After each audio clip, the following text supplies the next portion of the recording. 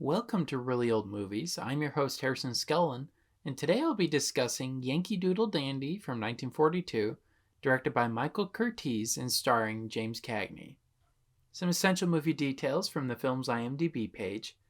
Many facts were changed or ignored to add to the feel of the movie. For example, the real-life George Cohan was married twice, and although his second wife's middle name was Mary, she went by her first name Agnes. In fact, the movies deviated from the truth to such a degree that Cohan's daughter, Georgette, commented, "That's the kind of life Daddy would have loved to have lived." Another detail, this marks the first time a living United States president was depicted in a sound film with Franklin D. Roosevelt. Alright, so now let's get to my thoughts on the plot. I give it a 4 out of 5. I liked it. I thought it was a great story, and also love that it's based on a real guy, even though it wasn't 100% accurate. It's still a really interesting storyline. The only real issues I have is, like White Christmas, it seems to me that the plot is kind of secondary to the musical set pieces. This one has a bit more of a story than White Christmas, since, like I said, it is pretty much based on a real guy and real events. But there are some instances where we see a set piece for the sake of seeing a set piece, and it's not necessarily helping the story move along.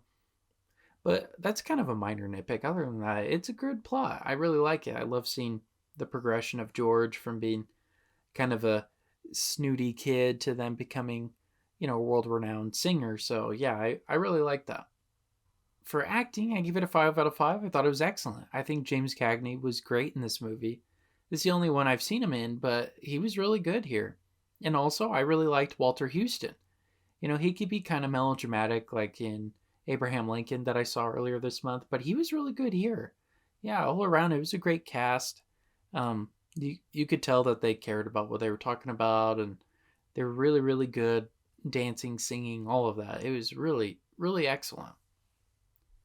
Okay, so for directing, I gave that a 5 out of 5 as well. I thought it was excellent. Really, really good.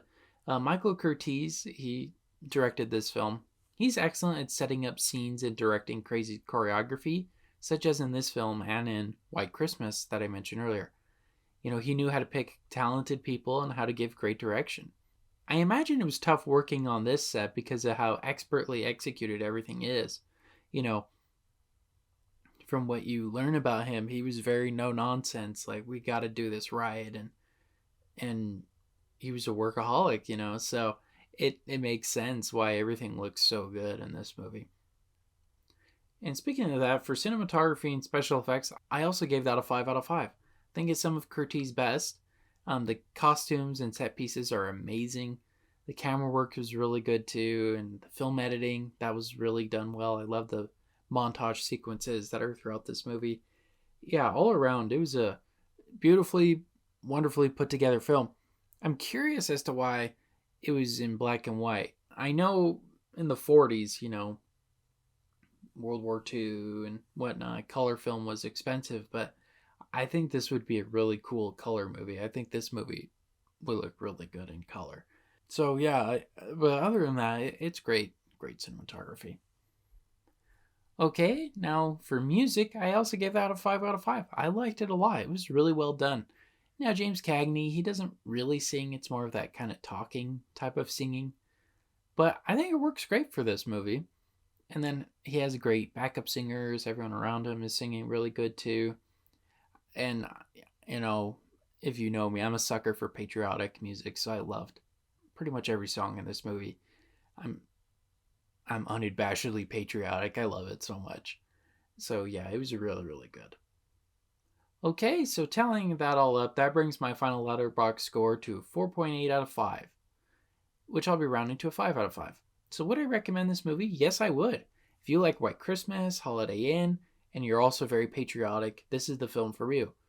I guess if you're like me, you're the target audience for this movie, right? It was excellent. I really, really liked it.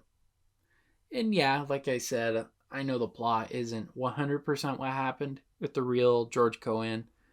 I'm now kind of curious to see what his life was like, because I guess he was this really, really famous, American singer.